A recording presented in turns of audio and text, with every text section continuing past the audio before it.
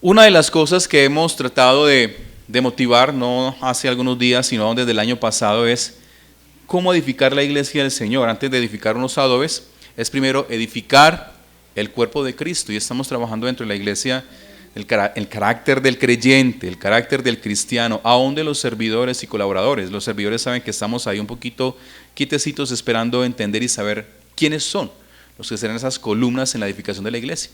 Porque no es importante pegar un adobe, unos ladrillos, es más importante esa edificación del cuerpo de Cristo, el carácter del cristiano, la actitud del creyente. Y por eso esta semana hemos entrado el día lunes en ese tiempo de vigilia, de oración, donde de 12 a 1 de la mañana estamos orando por unas peticiones y estamos leyendo unos capítulos de unos libros de unos profetas menores que cuando uno los lee a la ligera a veces parece un poco como Dios está enojado, Dios está furioso, vemos puros desastres, pero el propósito es que usted entienda el por qué estamos leyendo este libro. Cuando compartíamos el día viernes el contexto del libro de Joel, quiero hacer un resumen pequeño para entrar al libro de Amós. ¿Por qué leemos Joel? Leíamos y veíamos que Dios quiere que nosotros volvamos a Él. Vuelvan su corazón a mí, es en el libro de Joel. Y cuando miramos el libro de Joel, podemos entender que Dios está haciendo un llamado a los padres, a las autoridades, a discernir el tiempo y el momento que estamos viviendo. Ellos dicen, ¿ha acontecido esto en tu tiempo o en el tiempo de tus padres? Lo que sucedía en Joel, Dios está profetizando y está anunciando un gran desastre que estaba sucediendo en esta nación. Dice, ¿ha pasado esto? Discernamos en este tiempo lo que estamos viviendo. Hermanos, lo que estamos viviendo en este tiempo es normal. Y yo considero que no. Hay cosas que se han salido de la raya, del límite. Hay cosas que la palabra llama abominación, que significa algo que ya no se puede soportar. Y Dios demanda a ese pueblo, disciernan si lo que ustedes están viviendo es normal o si sus padres ya lo habían vivido. Pero también hace un llamado a los padres, ¿a qué? A contar ese mismo relato a sus hijos y a los hijos de sus hijos.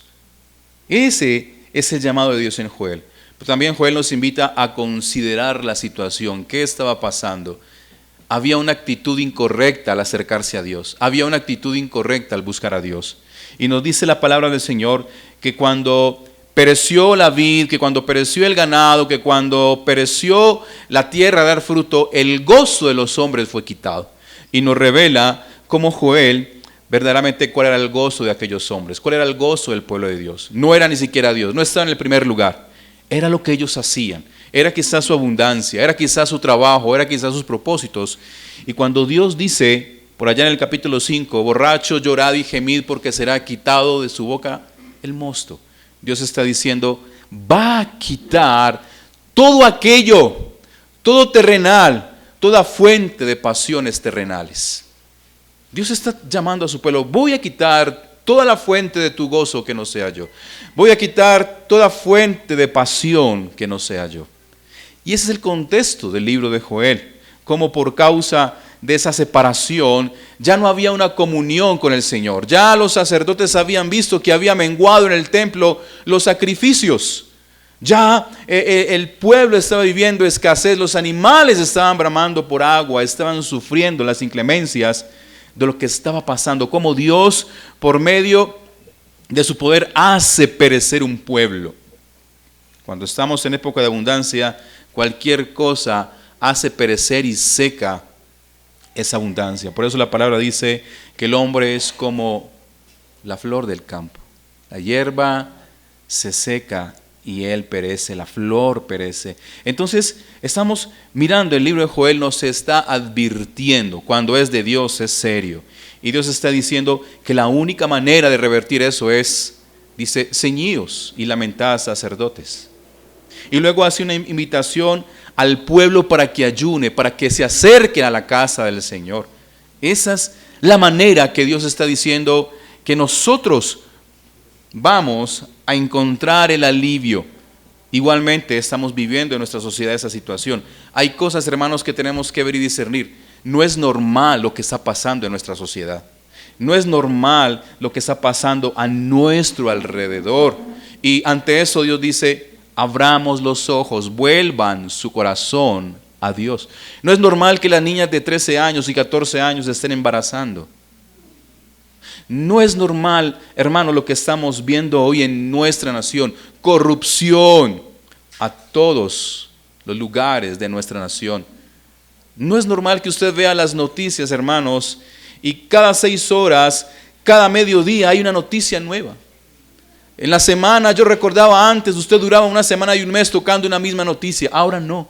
Ahora todos los días hay algo nuevo que se descubre en nuestra nación. Un pecado, un delito. Y eso nos muestra la falta de lealtad que tenemos en nuestra nación. Ese es el libro de Joel. Pero lo más precioso que nos sale el libro de Joel, el capítulo 2, nos da una promesa de que el Espíritu del Señor se derramará sobre toda carne, y dice sobre vuestros hijos y sobre vuestras hijas, y ellos profetizarán. Sobre toda carne, dice la palabra, y verán visiones. Esa es la promesa que hoy estamos nosotros esperando y recibimos del Señor con la venida de nuestro Señor Jesucristo. ¿Por qué tocamos este tema, hermanos? Para que consideremos en los tiempos de oración que no es normal lo que está pasando, que no es normal que una iglesia no ore, que no es normal que una iglesia no se acerque a la palabra, que no es normal que una iglesia no se congregue. Y ese es el trabajo de la iglesia. Volvemos y les decimos, el Salmo 134 nos inspiró hace unos días a hacer lo que nos corresponde hacer lo que el mundo no va a hacer y está haciendo porque no es capacitado y porque Dios no le ha llamado. Ahora, somos nosotros que hemos sido llamados a orar en ese tiempo. Ahora el por qué. Porque es el tiempo donde en esa tercera vigilia de la noche se está terminando un día y está iniciando otro. Estamos encomendando a Dios ese día. Estamos encomendando a Dios los planes que cada familia tiene, que esta congregación tiene, que nuestra nación tiene. ¿Cómo no levantarnos a orar por eso? Y yo sé que es difícil. Yo sé que usted tiene que madrugar a las 4 de la mañana, quizás más temprano, hermanos. Pero Dios está diciendo, ceñíos, lamentad, clamad, y le está diciendo a los ancianos. En este contexto está llamando a los padres de familia, a los esposos a tomar ese lugar. Ahora, cuando vamos al profeta Amós, no es que algo haya cambiado. Hay una distancia de 70 años entre Joel y Amós, pero sigue sucediendo lo mismo. Y cuando miramos al profeta Amós, hemos leído estas semanas el capítulo 3. Ayer leímos el capítulo 3, ¿cierto? Hoy continuamos con el 4. Pero quiero entrar al contexto del capítulo Amós porque usted dirá, qué cosa tan terrible. Y el primer capítulo nos demuestra a nosotros, Dios está pidiendo señales. Hermanos, cuando alguien ha estado en un hospital o nosotros hemos tenido un pariente donde ha tenido un terrible accidente, una enfermedad grave, y cuando hay una señal de vida, por ejemplo, no puede despertar y abre un ojo, o mueve un dedo, o mueve una mano, ¿qué significa eso? Nuestro corazón se alegra, ¿cierto? Ya movió una mano, quiere decir que está vivo y que algo está reaccionando. Ya tomó un poquito de sopa y la sopa no le cayó mal, está bien. Y eso trae esperanza. ¿Sabe qué es lo mismo que Dios está pidiendo a su pueblo? Una mínima reacción de arrepentimiento y una mínima reacción de que verdaderamente queremos cambiar. Hermanos, desde Génesis hasta Apocalipsis hay un mensaje principal que es Jesucristo y que está pidiendo a los hombres que se acerquen a Jesucristo. Ese es el mensaje que vemos en la palabra. Y Amós nos anima a nosotros a entender esta verdad. Tenemos que reaccionar ante un cuerpo, hermanos, que está yaciendo moribundo. Dios está diciendo, reaccionemos ante la realidad que estamos viendo. Dios está demostrando su amor con el llamado. Dios está queriendo decir, mire, sacúdense, muévanse, que van para el precipicio.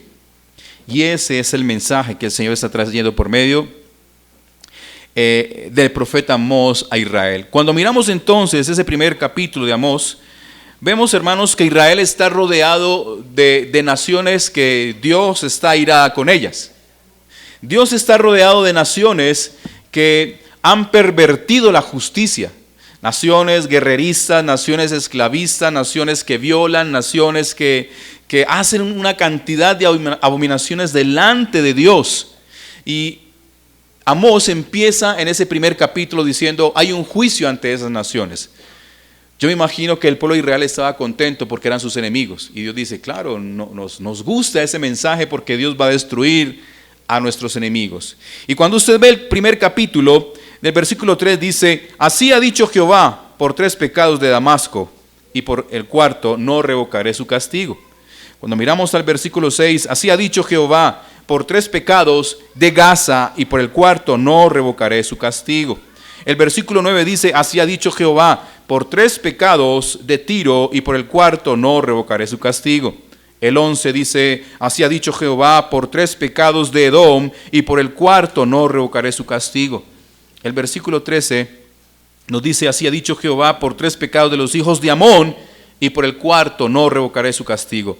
El capítulo 2, versículo 1 dice, así ha dicho Jehová, por 3 pecados de Moab, y por el cuarto no revocaré su castigo.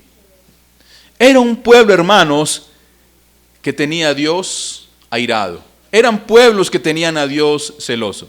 Si Dios pone la mirada en los pueblos de este mundo, si Dios pone la mirada en los pueblos del norte antioqueño, ¿qué diría el Señor? ¿Está alegre? Dios está airado por la esclavitud, por la idolatría, por las violaciones, por los robos, por los engaños, por las mentiras, por la cantidad de cosas que nosotros podemos ver a nuestro alrededor. ¿Cómo estará Dios contra Colombia? Cuando no hay líderes, cuando todos ellos, uno mira para un lado, untado de corrupción, mira para el otro lado, untado de mentira. Nuestros líderes están dividiendo a nuestra nación, nuestros líderes están dividiendo y engañando a nuestros pueblos. Pero ¿qué es de nosotros? ¿Qué hacemos? ¿En quién confiamos? Nosotros tenemos una esperanza engañosa en que un hombre de aquí de la tierra nos libertará. Hermanos, si estamos engañados, no es ningún hombre, es Dios. Entonces Dios le dice a Israel, anuncien esta verdad, porque aquellas naciones que están a su alrededor serán castigadas. Yo le hago una pregunta, hermanos. ¿Se acercaría usted a una persona o a una institución o a una nación que aborrece a Dios? Y Dios le está diciendo a Israel, mira esos pueblos que te rodean, mira esas naciones que te rodean. Y lastimosamente, el juicio más grande fue contra Judá y contra Israel. El capítulo 2 nos dice, el versículo 4, así ha dicho Jehová, por 3 pecados de Judá. Y es aquí donde quiero iniciar nuestra enseñanza. Israel estaba procurando ver la paja en el ojo del otro, de sus enemigos, pero no había visto su viga. No había entendido que el próximo mensaje que seguía era para ellos. No había entendido que Dios también estaba enojado con su mismo pueblo. Y dice la palabra, capítulo 2, versículo 4. Así ha dicho Jehová, por 3 pecados de Judá y por el cuarto no revocaré su castigo. Y dice, ¿por qué?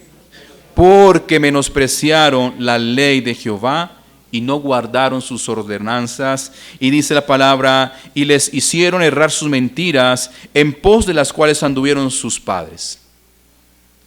Entonces, aquí vemos, como primer punto, el pecado que Dios le revela al pueblo de Judá. Y ese pecado era el menosprecio a su palabra. Mi esposa les animaba ahorita y les insistía, hermanos, les animamos a que escriban por lo menos un capítulo. Pero cuando nosotros tenemos esa condición de creyentes donde Dios nos ha demandado, acerquémonos a ella y no lo hacemos, ¿será que no nos estamos comparando igual a ellos? ¿Estamos menospreciando la palabra del Señor? Hermanos, un día que nosotros no nos acerquemos a la palabra del Señor, ¿usted cree que estamos haciendo lo correcto? Estamos menospreciando la palabra del Señor. ¿Por qué Dios insiste de tantas maneras de no menospreciar su palabra? ¿Sabe? Porque su palabra nos revela la voluntad de Dios. Porque su palabra revela el deseo de Dios para con nuestras vidas. Porque la palabra nos muestra y nos abre los ojos. Entonces, ese pecado que Dios estaba mirando en Judá, quizás ellos no lo habían entendido. Quizás ellos pensaban que no era tan delicada tal situación. Vemos la conducta. Dice la palabra que estaban caminando ¿en qué? En mentiras, en engaños. Vemos hoy nuestra sociedad, vemos hoy nuestra nación. Estamos engañados pensando que un hombre, un mártir, un emancipador en Colombia se levantará y nos va a decir cómo es que se hacen las cosas. Cada político que se monta en nuestra administración, en nuestra nación, dice, es que esto es lo que hay que hacer. Pero cada día yo veo nuestra nación hacia un precipicio. Cada día yo veo nuestra nación sin frenos, en contra de un barranco, hermanos. Pero nosotros vamos en ese bus y no discernimos. Pero la palabra dice el por qué. Porque han olvidado mi ley. Han olvidado mis ordenanzas. Jovencitos, niños de 11 y 12 años, yo creo que ustedes ya saben leer, ¿cierto? Y yo quiero animarles a que la palabra de Dios sea su columna y su estandarte. Y si no saben leer, nos dicen para mirar qué hacemos, porque esa es la realidad. Ya muchos de ustedes cumplieron 12 años, van a cumplir 12 años jovencitas y jovencitos, otros 13 y 14. Cuando mi hija cumpla los 12 años, yo le digo, Señor, mi hija está en tus manos. No es mi responsabilidad, pero sí tengo que decirle a mi hija, ya usted es responsable de su vida espiritual. Cada jovencita que está aquí, que ya está pasando esa edad, ya tiene conciencia para entender qué es lo bueno y qué es lo malo. Y vuelvo y le digo, si ustedes dejan la ley del Señor y la palabra, Dios no les conocerá. No esperen nada bueno en sus vidas. Cuando yo miro esto, entonces Dios está diciendo a Judá el gran mal. Ellos menospreciaron. Hay una causa, hay un fracaso que a veces nosotros no entendemos y Dios lo está mostrando. ¿Cómo Dios tiene que enviar a alguien para decirnos qué es lo que estamos haciendo y decirnos, mira, su ropa está sucia? ¿Cuántos salimos a la calle bien tranquilos y vemos una mancha aquí amarilla? Nosotros no nos damos cuenta, pero todo el mundo sí. Y alguien nos tiene que decir, tienes la camisa sucia.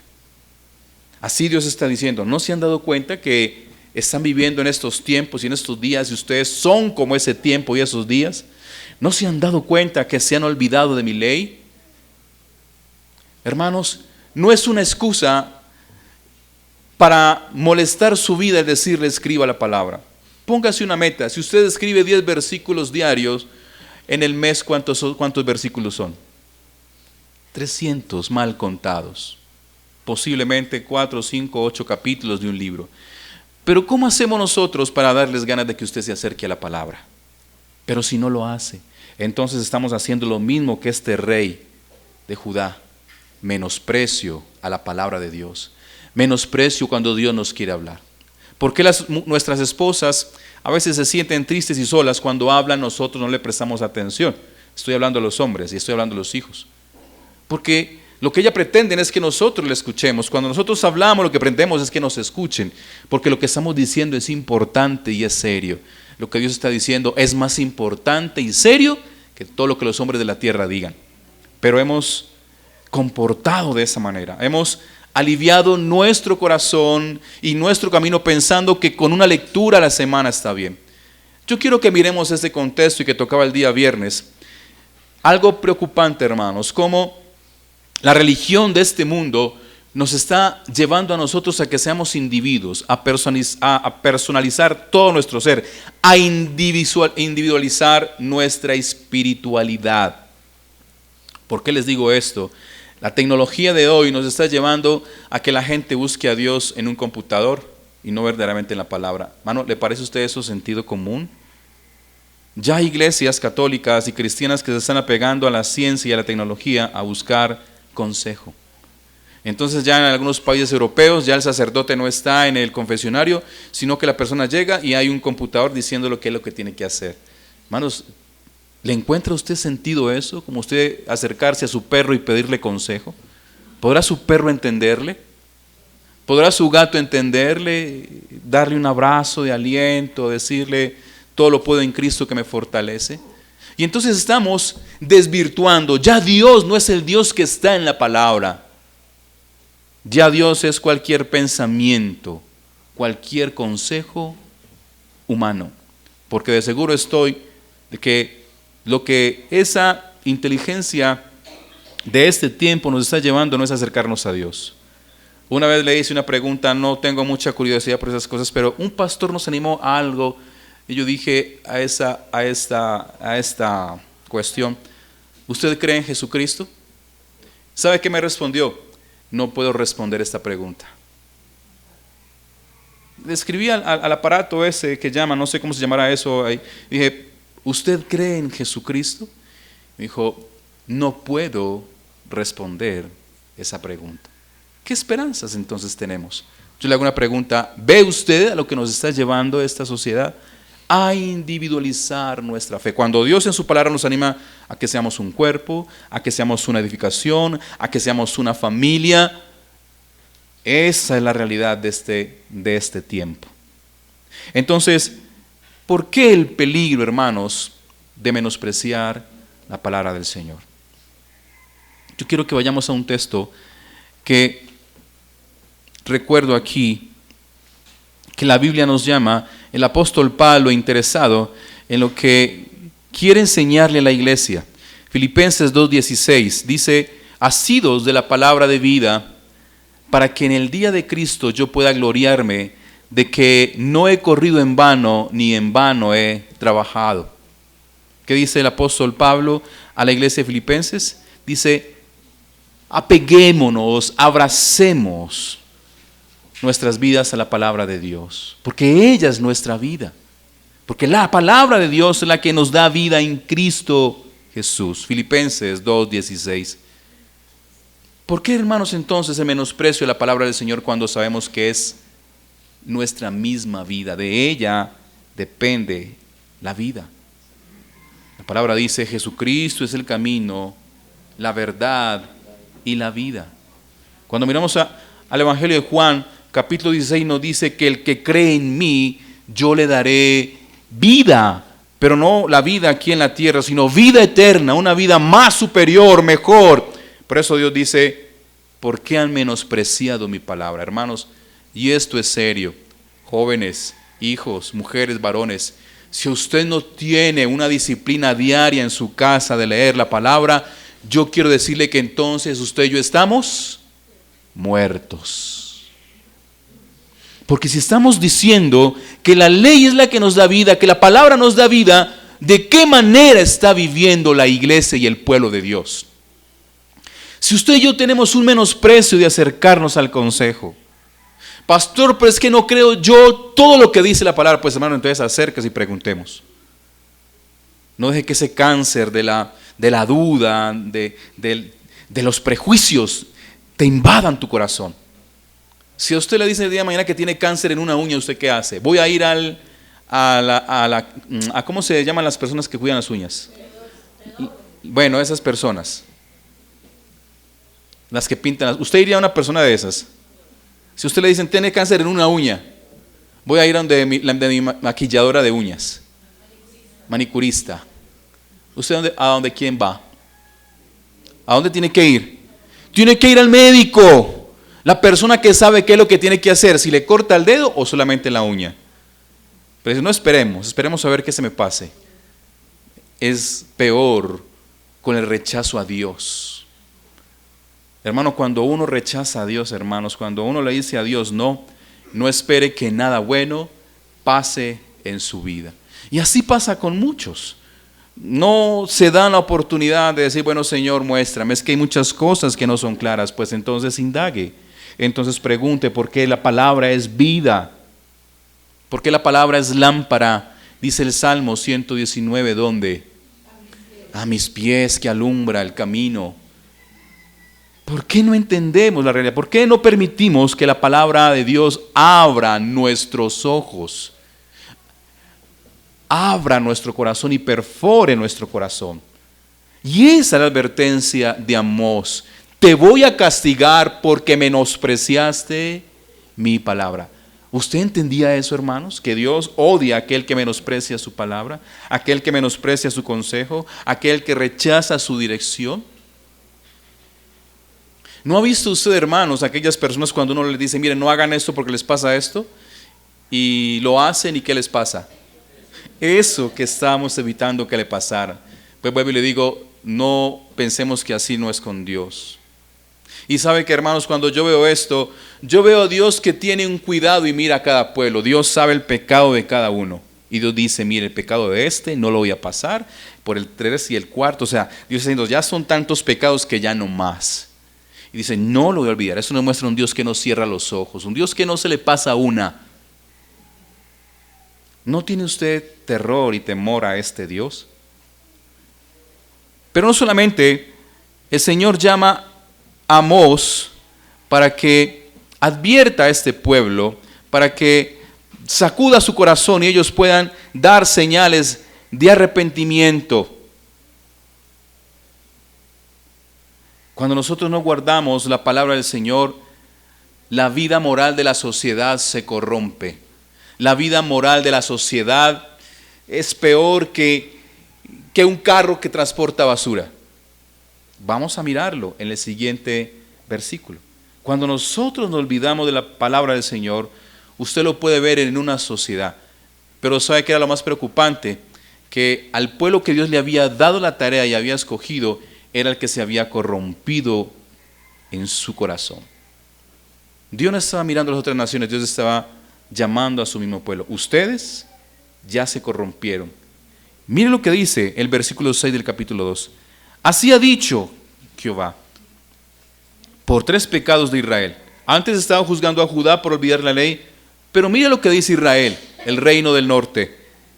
Y por el 4, no revocaré su castigo. ¿Qué está diciendo el Señor? No, esto no lo voy a pasar. Esto yo no lo voy a pasar. Esto yo no lo voy a tolerar. Y de seguro tendrá su merecido. Y dice, porque vendieron por dinero al justo y al pobre por un par de zapatos. Pisotean en el polvo de la tierra las cabezas de los desvalidos y tuercen el camino de los humildes. Y el hijo y su padre se llegan a la misma joven, profanando mi santo nombre. Sobre las ropas empeñadas se acuestan junto a cualquier altar, y el vino de los multados beben en la casa de sus dioses. Yo destruí delante de ellos al amorreo, cuya altura era como la altura de los cedros, y fuertes como una encina, y destruí su fruto arriba y sus raíces abajo. Y a vosotros os hice subir de la tierra de Egipto, y os conduje por el desierto 40 años para que entraseis en posesión de la tierra del amorreo. Y levanté, mire qué palabra tan preciosa, pero tan triste. Y levanté de vuestros hijos para profetas, y de vuestros jóvenes para que fuesen nazareos. ¿No es esto así, dice Jehová, hijos de Israel? Mas vosotros disteis de beber vino a los nazareos, y a los profetas mandasteis diciendo, no profeticéis, pues he aquí, yo os apartaré en vuestro lugar como se aprieta el carro lleno de gavillas, y el ligero no podrá huir, y al fuerte no le ayudará su fuerza, ni el valiente librará su vida. El que maneja el arco no resistirá, ni escapará el ligero de pies, ni el que cabalga en caballo salvará su vida. El esforzado entre los valientes huirá desnudo aquel día, dice el Señor. Cuando el Señor entonces pone su mirada en Israel, aquellos que Dios hizo salir de Egipto, los guardó en el desierto, les dice, ¿cómo se comportan de esa manera? Ustedes que vieron mi luz y mi gloria, ustedes que experimentaron mi amor, ¿cómo se comportan de esa manera? Y miramos en este segundo punto, Dios revela la condición espiritual y social. Dios revela la condición moral, no de los otros pueblos, de su mismo pueblo. Corintios, capítulo 5, 1 Corintios, vemos también que Dios está revelando la situación moral de uno de los creyentes dentro de la iglesia. Ustedes saben de qué se trata, de un joven que se acostaba con con la esposa de su padre. Podría ser la madrastra. La condición moral que Dios está descubriendo dentro de su mismo pueblo. Por eso Dios dice, ¿es normal que eso pase dentro de la iglesia del Señor? ¿Es normal que aquellos que proclaman amor odien? ¿Es normal que aquellos que proclaman esfuerzo sean perezosos, negligentes? ¿Es normal que aquellos que proclaman justicia somos injustos? ¿Es normal que aquellos que proclaman santidad somos inmorales? Dios está diciendo entonces a este pueblo, y Dios revela un pueblo que vivía en un camino de mentiras. Cuando olvidaron la ley, entonces el Señor nos entrega ¿a qué? A mentiras. Cuando olvidaron la ley, el Señor nos entrega entonces crean la mentira. ¿Cómo es posible usted llegar a una iglesia y escuchar, en lugar de escuchar un pastor de carne y hueso, usted escucha un robot aquí con un libreto? Así hay lugares. Así hay lugares donde se están edificando en este momento la fe, donde ya muchos pastores no oran, sino que algunos ponen a ese computador a orar por la iglesia. Pastor, ¿no es verdad? Sí es verdad, hermanos. Porque es tan fácil usted entrar a internet. Quiero hablar de este libro y quiero enfocarlo en esto. Tienes ahí 20 páginas para que el pastor predique o para que un líder predique. Ya usted no necesita entrar en comunión. Señor, ¿qué le tengo que enseñar a la iglesia? ¿Sabe cuál era mi oración el año pasado? Señor, ¿qué es lo que tengo que hablar a la iglesia este año? ¿Ustedes recuerdan que le dije al Señor, Señor, no quiero hacer muchas cosas, no quiero planear nada, quiero darme a entender que yo no sé nada? Es mejor que usted me diga y yo hago. ¿Por qué estamos en este tiempo de oración, de clamor? Hoy, pastor, es que usted es muy duro. Esta semana estamos levantándonos de 12 a 1, escribiendo la Biblia, y el domingo ayuno congregacional. El Señor en Joel había dicho, ceñíos y lamentad, proclamad ayuno. El Señor está llamando a una iglesia a hacer lo que nadie quiere y puede hacer. Entonces, Dios nos revela la condición espiritual, moral, social, y dice, hay un pueblo que está viviendo en engaños, en mentiras. Hermanos, todos los días vemos nuestra vida mentiras. El chico le dice al profesor, ¿por qué no hizo la tarea? ¿Y qué le dice el chico? Hay muchos abanicos. Estaba enfermo. El profesor no tenía internet. La más fácil, se me olvidó. Hay muchos abanicos. Porque no le estamos enseñando a los chicos a que sean responsables. Y eso no es para ustedes, eso va desde mis hijos hasta sus hijos. Porque también fuimos estudiantes y éramos buenos para... De hecho, muchas veces cuando teníamos una tarea y no la hacíamos, algunas veces no íbamos. No, yo no voy hoy. Yo le digo, profesor, no pude ir, ¿me la puede pasar? Entonces vaya un compañero que sí la hizo, dígale que se la preste, la copió y usted la presenta al día o a los 2 días. ¿Estamos viviendo en un país de engaños? Porque en nuestras casas se está perdiendo la moralidad, la justicia, el amor, el derecho. En nuestros colegios se está perdiendo el sentido común. Y es una responsabilidad que nosotros tenemos que atacar día a día con nuestros hijos y con sus hijos. Porque es ahí donde se está dañando, hermanos. No es en el colegio, no es en la universidad, es en nuestras casas. Porque Dios nos llamó, fue en nuestras casas, a leer, a escudriñar, a guardar su palabra. Ese es el sentido, hermanos. Esa es la realidad. Por eso vivimos en un tiempo de engaños. Pero también toca un punto donde dice un pueblo injusto. ¿Cómo se revela esa injusticia? ¿Cómo oprimían los ricos a los pobres? Usted lo vio. Dice, porque vendieron por dinero ¿a quién? Al justo. Y dice, y al pobre por un par de zapatos. Hace poco, estamos en una guerra, hace 2 años, en Europa. ¿Es justo que un presidente mande 4,000 soldados a otra tierra a pelear por algo que no es de él? Esos soldados no duraron una semana en esa guerra. ¿Cómo respondo yo ante sus familias? Claro que a esos presidentes no les importa, porque ellos se creen dioses y reyes. Eso pasó con Corea, donde este presidente jovencito mandó 4,000 soldados a pelear en Ucrania. Esos soldados no duraron una semana vivos. ¿No le parece a usted eso injusto? Y así somos nosotros, no lejanos a ellos. ¿Cómo mandamos a nuestros hijos y entregamos a nuestros hijos a esas cosas? Papá y mamá, si usted no le tranca a su hijo y a su hija hermana, no espere que al final de sus vidas pueda haber cosas mejores. ¿Sabe por qué digo yo esto? Yo creo en un Dios que cambia todo. Pero la palabra dice que en los últimos días la maldad cada día será peor, se aumentará la maldad. La insensibilidad del corazón del hombre cada día será más grande y más fuerte. No me importa. No me importa.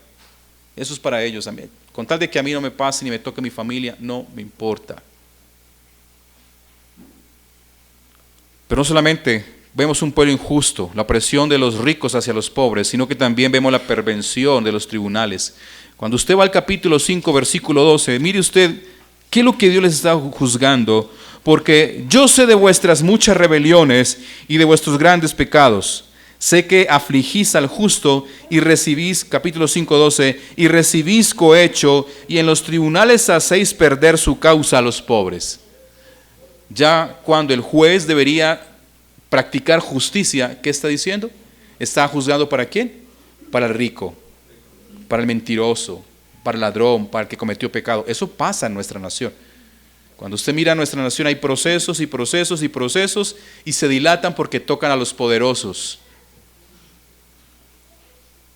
Porque ellos no quieren caer en el lazo de la justicia. Pero hermanos, en la justicia de Dios no escaparán. Pero Dios está hablando a su pueblo. Ahora, cuando hablamos de injusticia en nosotros, ¿qué tal de la injusticia en nuestras mismas casas? Y yo quiero que anime, ¿qué injusticia hay en nuestra casa? ¿Cómo estoy siendo yo injusto en mi comunidad, en mi casa, en mi trabajo?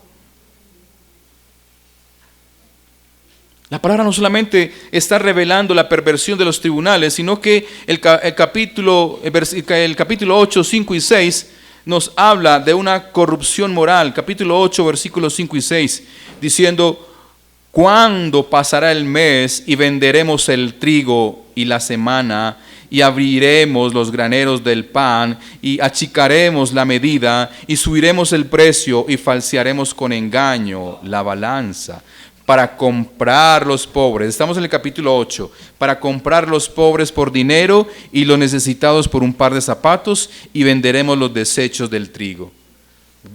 Capítulo 8, versículos 5 y 6. Ve usted la condición social, y eso es lo que sucede en nuestra nación.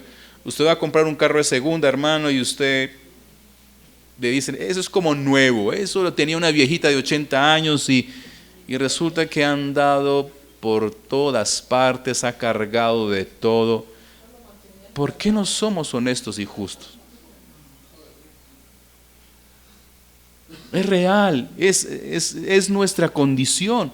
Van a vender una casa, entonces como tiene humedades y todo esto, entonces la pintan, tratan de resanar lo que tienen que resanar, pero a los 6 meses el comprador ve que estaban saliendo las humedades y que habían grietas. Estamos hablando de esas cosas, y así es todo. ¿Cómo se corrompía la balanza para decir que es una libra, pero eran 400 gramos? Hermanos, Dios está mirando la corrupción moral de nuestra sociedad. Dios dice: pero esos son ustedes, el pueblo de Dios. En Santa Rosa no sé si eso pasará, si a la leche le mezclarán agua. Hay unas bolsas que saben si no pura agua. Yo digo: Dios mío, eso no es leche. En mis tiempos la leche era leche.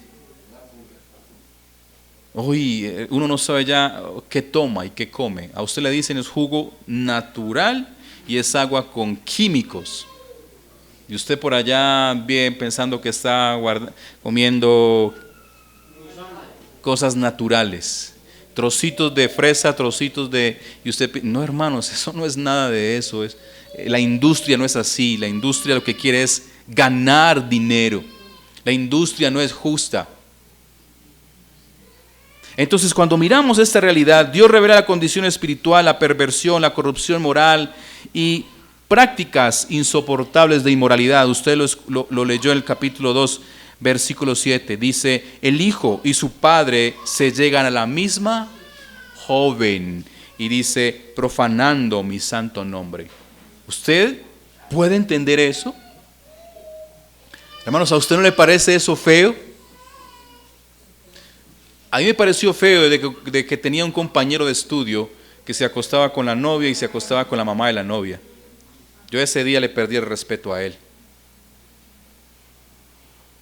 Se creían tan pintosos, tan fuertes, tan jóvenes, tan robustos, que tenían la osadía de decir: no, ese es un galán.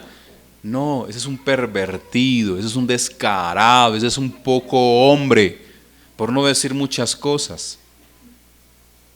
Hay gente, jóvenes y mujeres, que quieren seducir así a las personas. Eso se llama corrupción moral. Y ese era el pueblo de Dios. ¿No le parece a usted extraño eso, hermanos? No solamente vemos prácticas insoportables de inmoralidad, sino que veíamos una falsa adoración. El versículo 8 nos habla sobre las ropas empeñadas se acuestan junto a cualquier altar. ¿Qué habla de las ropas empeñadas? Cuando miramos Éxodo, había unas leyes de cómo nosotros teníamos misericordia con las personas. Entonces había un pobre que tenía una necesidad, entonces llevaba una prenda, para recibir un dinero. En ese caso era una túnica y el Señor decía, si no te la ha pagado, devuélvesela en la noche, porque esa es la ropa que Él tiene para guardarse del frío y para cubrirse. Está hablando de misericordia. Cuando Dios habla a Amós, está mostrando la injusticia de su pueblo. Y entonces, ¿qué hacía esa gente? No le devolvían la ropa, sino que llevaban sus prendas, iban a adorar al templo, la colocaban en los suelos y se postraban sobre ellos. ¿No le parece a usted eso tan desagradable? Pero no solamente eso, decía el versículo 8 dice, y el vino de los multados beben en la casa de sus dioses. Estaban ofreciendo cosas que no les costaba nada. Iban y... el capítulo 2. Dice la palabra del Señor que estaban ofreciendo algo que a ellos no les costaba nada, una falsa adoración. Hermanos, David dijo, Señor, no te daré nada que no me cueste. Hermanos, la vida cristiana tiene que ser de esfuerzo. La vida cristiana es de esfuerzo, hermanos. Si usted ora 10 minutos, esfuerce en orar 20. Si usted ora 20, esfuerce en orar 40. Si usted no ora, hermanos, entonces... hermanos, esfuércese. Si usted no lee la palabra, esfuércese en leerla todos los días. Era una falsa adoración. Le ofrecían a Dios lo que a ellos nada les costaba, hermanos. Hermanos, cuando usted ofrende, cuando usted diezme, cuando usted quiera ser generoso, que sea voluntario, que sea porque diga, Señor, te estoy entregando de lo que tú me has dado y me has bendecido. En tus manos está mi trabajo. No te estoy pidiendo que me des nada, Señor, solamente te doy porque tú lo has demandado. A veces no entendemos el principio de ser generoso. El primero es, cuando usted da con un corazón voluntarioso y usted le da a alguien que necesita, ¿qué hay en su corazón? Satisfacción, alegría, porque lo que usted dio le sirvió a esa persona, ¿cierto? Satisfacción. ¿Y sabe qué va a hacer? La palabra dice que va a abundar en acción de gracias. Esa persona que recibió ese don va a agradecer a Dios. Y lo mínimo que va a hacer, si es agradecido, es orar por su vida. Señor, a esa persona que me dio el pantalón, dale más pantalones. A esa señora a ese señor que hizo esto, dale más. Eso es, pero no entendemos ese principio. Señor, esa persona que me dio ese kilito de papa, Señor, dale más. Pero no practicamos eso porque no sentimos y entendemos que el primer beneficiado es el que da. Cuando usted da con alegría, es el primer beneficiado. Por esa gente tenía una falsa oración, daba lo que no era de ellos, ofrecía lo que no era de ellos, y delante de Dios era corrupción. Dios nos está llamando a la iglesia, hermanos, a ordenar todas esas cosas. Pero quiero terminar en el tercer punto. El primer punto hablábamos de Dios recuerda la causa de nuestro pecado, que es olvidar la ley del Señor. El segundo punto, Dios revela la condición espiritual, moral y social de esta sociedad. Pero como tercer punto, siempre hay una posibilidad de esperanza. Cuando esa persona que está en el hospital es su familiar, su hermano, su padre, su esposa, un ser querido mueve el dedo, ¿qué hace usted? Hay una esperanza. Abrió el ojo, lo miró, se sonrió. Hay una esperanza. Hay una esperanza en la palabra. Y la encontramos en el capítulo 5, versículo 4. Es un texto que usted siempre ha escuchado. ¿Y sabe cuál es la esperanza? De que si yo busco al Señor, tendré vida. Dice, pero así dice Jehová a la casa de Israel. Pero así dice Jehová al pueblo en Santa Rosa de Osos, en el norte antioqueño, Entre Ríos, Llanos, San Pedro, Don Matías, Yarumal. Dice, pero así dice Jehová a Colombia, a la casa de Israel, buscadme y viviréis. ¿Qué es la búsqueda de nuestro Dios, hermanos? Hermanos, ¿qué es la búsqueda de nuestro Dios? Esto que estamos aquí hace parte de la búsqueda de nuestro Dios. Pero es mejor cuando usted lo hace a solas en su habitación. Es mejor cuando Solamente a usted le puede decir las cosas a Dios que nadie más necesita escuchar. Si usted escuchara la oración que yo hago delante de Dios, usted diría, Señor, y ese lo tenemos como pastor.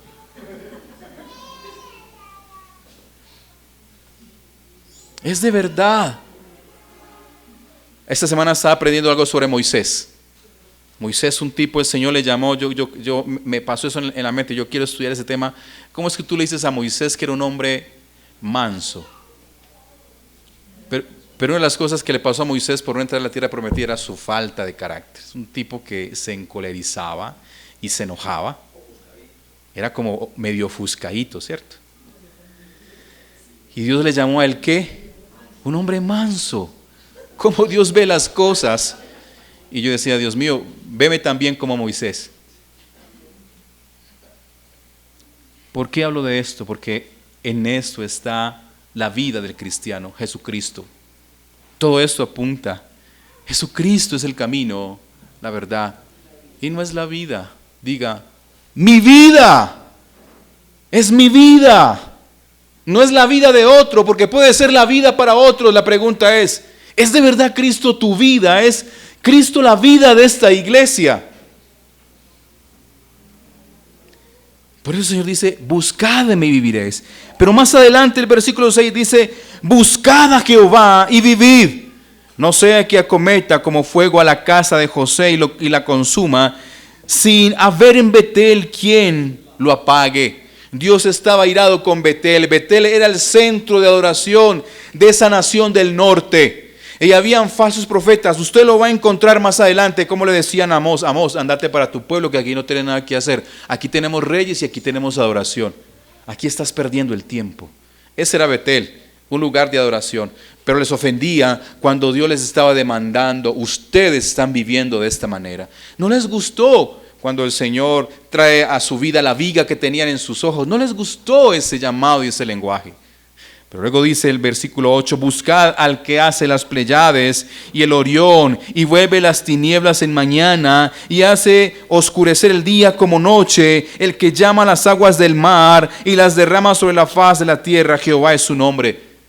Buscad a aquel que conoce todas las cosas. Señor, ¿qué hago? Dios mío, estoy confundido, Señor. ¿Qué hago cuando digo palabra? El Señor es un Dios de paz y de orden, no es un Dios de confusión. Cuando entramos a su presencia, Señor, dime qué tengo que hacer. Hermano, estoy seguro que el Señor traerá respuesta. El Señor traerá respuesta. Dirá, no, tú no tienes que hacer nada, solamente espera, ore, búsqueme porque yo me glorifico. Tú no tienes que pelear, tranquilo, ore, yo te defiendo, pero si lo que tenemos que hacer no lo hacemos, si lo que tenemos que hacer nos cuesta, no ponga al pastor a orar por usted, hermanos. De seguro voy a orar, pero es usted el que necesita la respuesta de Dios. Yo oraré, Señor, háblale a ese moribundo o a esa moribunda. Hay gente que no quiere reaccionar. Hay gente que de verdad uno le dice, hermano, es en oración, es ya, tu vida está corriendo peligro, es ya. A los matrimonios, es ya. Dios no llamó a los matrimonios a divorciarse. Y un gran número de matrimonios cristianos están entrando en ese. Ya hoy es normal, me separo hoy, no pude vivir con este hombre, no me lo aguanté. Hermanos, y Dios le dice a usted cuando no se lo aguanta. Como yo no me lo aguanto, entonces mandemos a esta persona. No, Dios siempre tiene una esperanza. Y entonces nos divorciamos y por allá buscamos otro. Resulta que ese otro tampoco fue. Y uno dice, Dios mío, ¿uno cómo hace para casar a esta gente? Y mi esposa me decía, no, mi amor, yo no me meto en esos problemas. Yo no caso a personas que viven de esa manera. Si un notario los puede casar, que los case, pero yo no. Yo no voy a jugar con las cosas que son de Dios. Y es una realidad, ¿cierto? Porque desde las mismas iglesias no estamos enseñando a los matrimonios que el matrimonio es hasta cuando la muerte nos separe, no hasta cuando el otro o la otra los separe. El matrimonio es cuando tengo para comer caldo de huevo y cuando tengo para comer pollo. El matrimonio es hasta el final, hasta que el Señor nos llame. Y eso está ocurriendo en las iglesias cristianas. Yo le digo a los jovencitos, quieran casarse, pero escojan bien. Pero sean ustedes también un tesoro para el que te vaya a escoger. No demandes tantas cosas cuando, perdone lo que yo digo, pero cuando usted se comporta como un vil menospreciable. Cuando usted está exigiendo mucho a otros, quiero esto, el príncipe azul, la princesa azul, y yo digo, mírese en el espejo. Hermanos, de verdad le digo, sea honesto. Y hay una esperanza y se halla en la búsqueda del Señor. Una búsqueda para hallar la vida. Quiero que miremos Juan 6, 47 y 48 para terminar. Esto que estamos haciendo en este tiempo, hermanos, en la congregación, es que estamos buscando la vida. Busque la vida por tu vida, por tu hogar, por tu matrimonio. Busca la vida por nuestra nación. Juan 6, 47 y 48. Y dice la palabra, de cierto, el que cree en mí, dice, tiene vida eterna. Papá, yo quiero pedirle un favor, no haga que yo haga esa tarea, y esposo y esposa. Yo por lo menos espero el día de hoy o mañana, papá, acérquese a su hijo y pregúntele, hijo, hija, ¿tú crees en Jesucristo? ¿Tú crees en Dios? Y llévale a reflexionar sobre eso. Pero también acércate a tu esposa y dígale, amor, ¿tú me amas? ¿Tú crees en Cristo? Y hablen de esas cosas. La palabra dice, esa es la vida, de cierto os digo, el que cree en mí tiene vida eterna. Dice, yo soy el pan de vida, vuestros padres comieron el maná en el desierto y murieron. Este es el pan que desciende del cielo para que el que de él come no muera. Yo soy el pan vivo que descendió del cielo. Si alguno comiere de este pan, vivirá para siempre. Y dice, y el pan que yo daré es mi carne, la cual yo daré por la vida del mundo. ¿Qué está diciendo la palabra? ¿Por qué está la iglesia en este tiempo? Porque estamos buscando a Cristo, que es el que nos da la vida. Y no es una vida arrastrada, hermanos, es una vida abundante, es una vida que viene del cielo. Quiera vivir usted como el cielo nos demanda. Viva en paz en su casa, viva con tranquilidad, viva con esperanza, aunque haya muchos problemas, aunque haya muchas dificultades, vivamos en esperanza. Dios puede hacer cambiar en un segundo todas las cosas. Dios puede cambiar las cosas en un segundo, para bien, pero también para trastornar tu camino o nuestro camino. Yo elijo seguir la vida. Yo elijo seguir la vida junto con mi esposa, hermanos, junto con mis hijos, y espero que con esta iglesia. Ahora, si la vida es entregarnos a Él en clamor y lamento, en palabra, en oración, hermanos, es de esa manera. No hay otra manera. No hay otra manera. Sea fiel a Dios, sea Dios a buscar su palabra, sea fiel a buscar la palabra de Dios, sea fiel a congregarse. Hermanos, Dios está demandando, Dios quiere bendecir la iglesia, Dios quiere bendecir las familias. No seas que al final tú seas excluido de todas estas cosas. Entonces yo le animo, mi hermano, cuando hablamos del profeta Amós, Dios está hablando de la injusticia de su pueblo y está pidiendo que para sanar esa injusticia debemos buscarle para poder hallar la vida.